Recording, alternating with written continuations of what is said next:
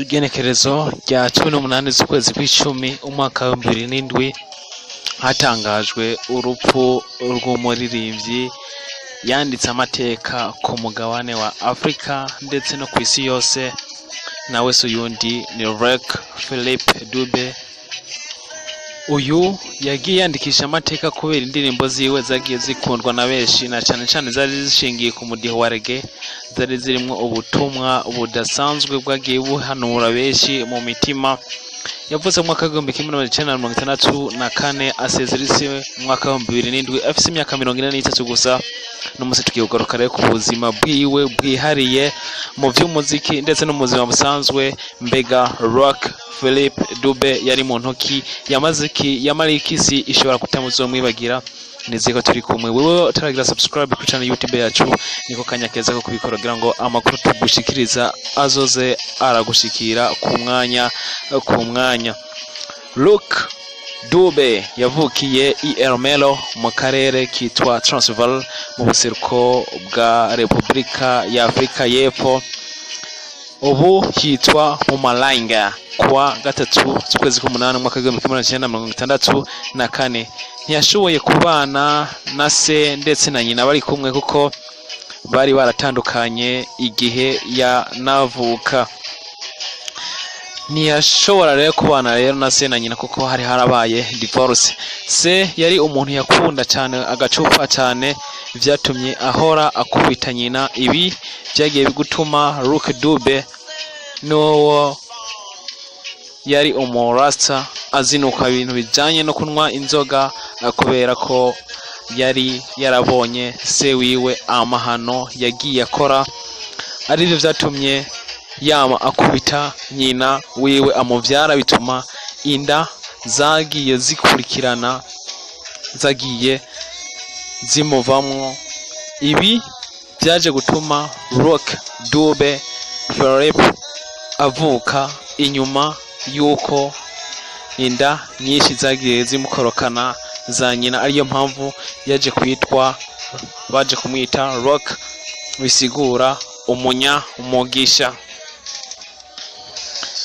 Akiri umwana rero yahora ndetse anakora mu mirimo kugira ngo ashobore kuronka irasiyo y'abavyeyi, aronke irasiyo ya inakuru aho yarasanzwe aba. Ariko kandi yagiye no mu ishuri aho yarose amanota meza cyane. Ivyo vyatumye aba uwa gatatu mu bibazo vya leta bitwa concours.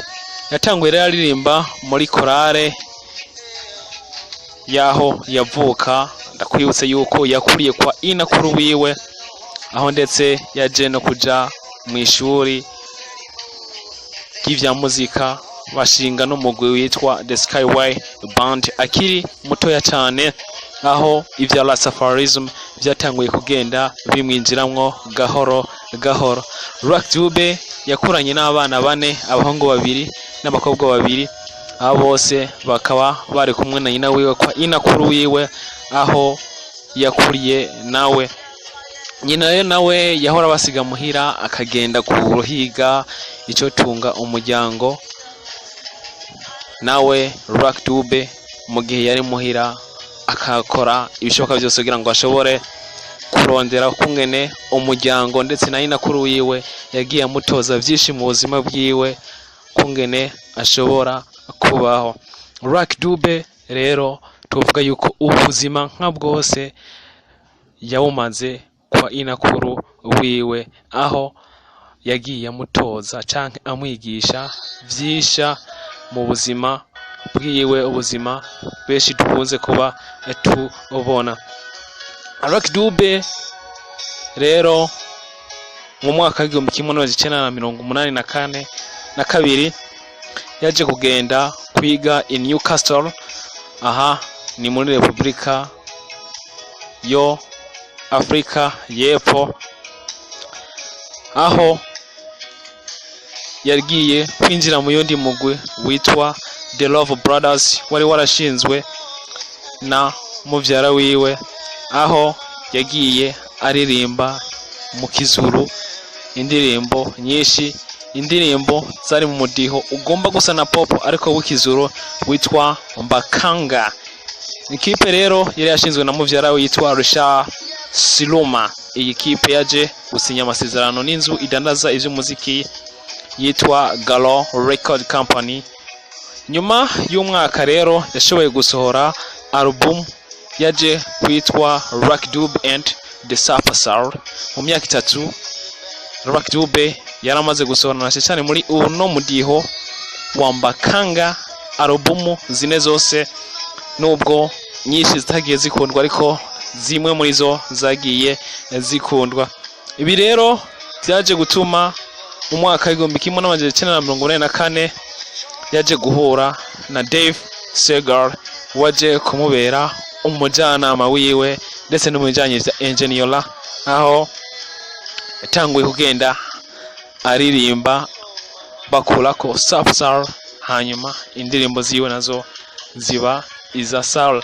Mwaka w'igihumbi kimwe rero n'amajana 1984 Lucky Dube yagiye gukora concert azenguruka igihugu, aho indirimbo za Mbakanga ntizakunzwe cyane, si wo mudiho wa Mbakanga w'ikizuru, ariko igihe cyose yagerageza kuririmba indirimbo za reggae zagiye zihagurutsa abafana bakazitamba na kare, zari zisanzwe zirimo ubutumwa budasanzwe, aribyo byaje gutuma yitaho cyane indirimbo zo mudiho wa reggae, aho yashoboye gusohora album yiwe ya 5 yise Rust Never Die. Iyi yaje gukundwa cyane, iyi kandi yari isanzwe iri mu ndirimbo ziryoshe, aho ndetse yakurikije iyindi yo mudiho wa reggae yitwa Think About the Children, yabaye disc platinum.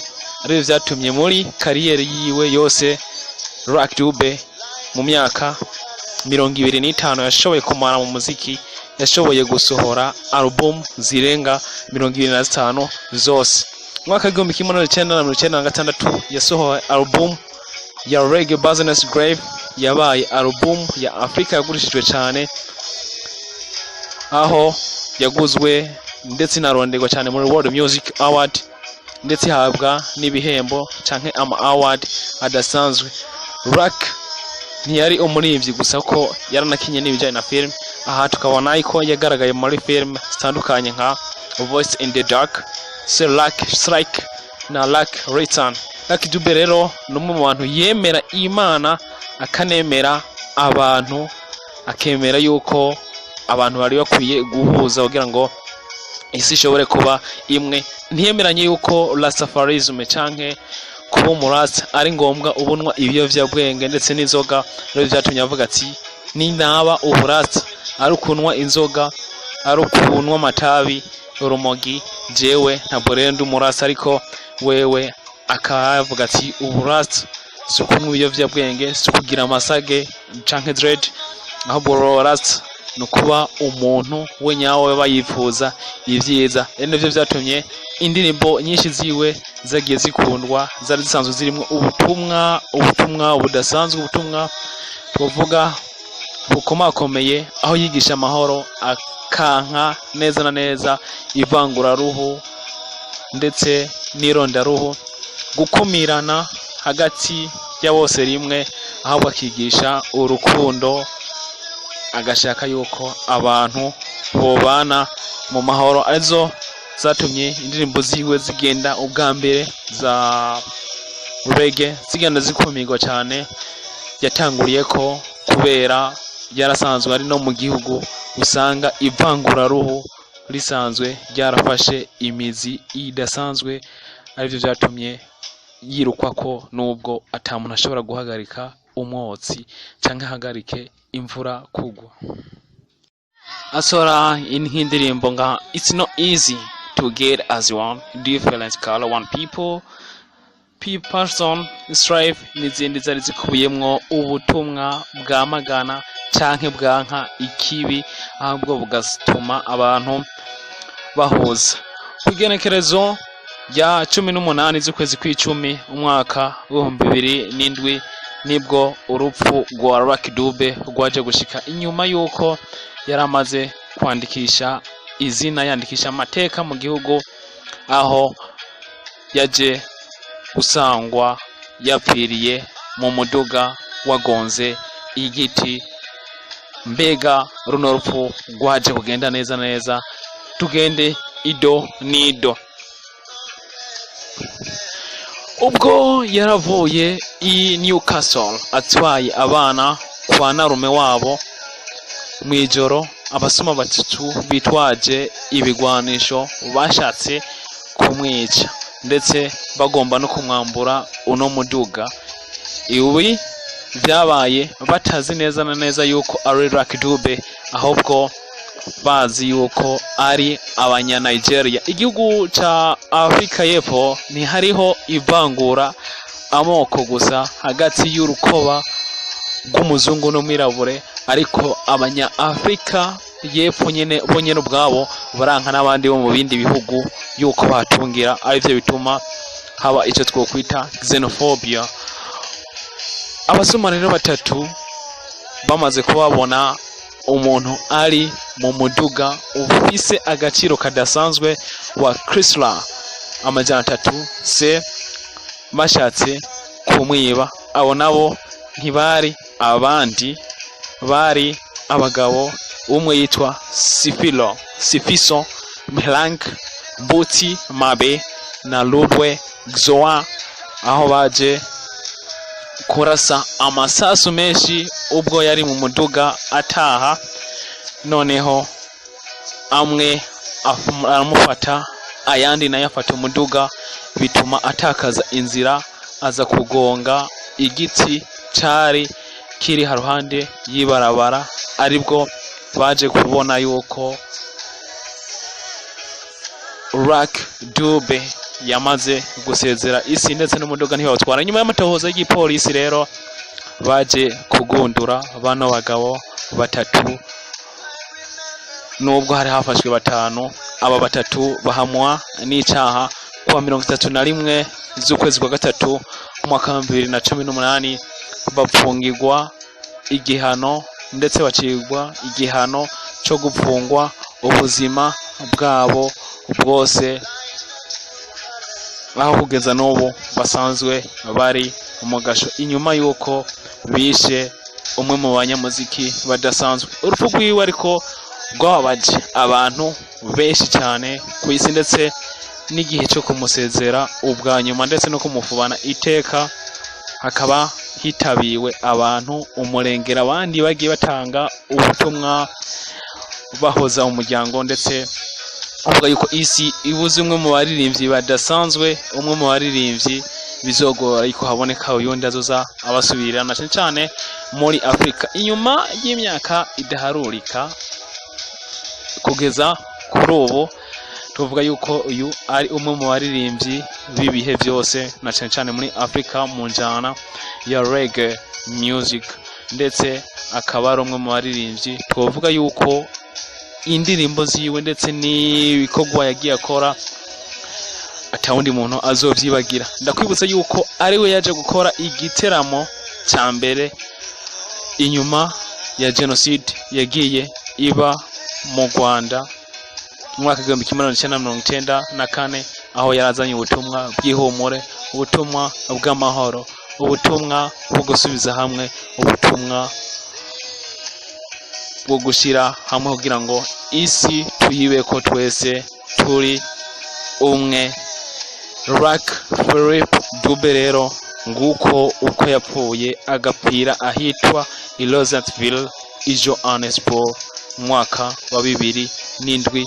Buri gihe cyose abarundi, buri gihe cyose abanyamahanga bakaba bagenda bibuka rino genekerezo, ndetse bibuka n'umutsara wacu, umutsara twakunda cyane abakunzi ba reggae.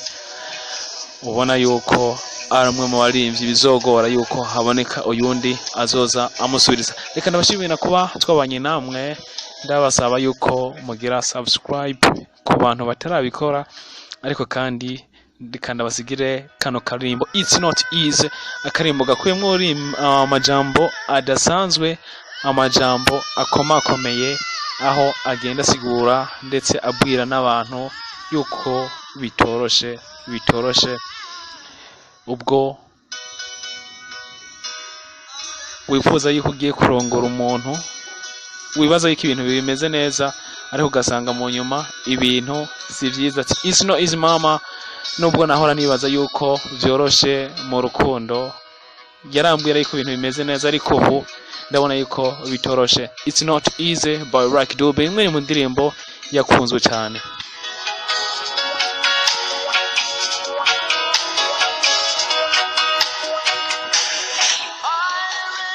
Ati ndibuka mama nagutelefona kuri telefone ndakubwira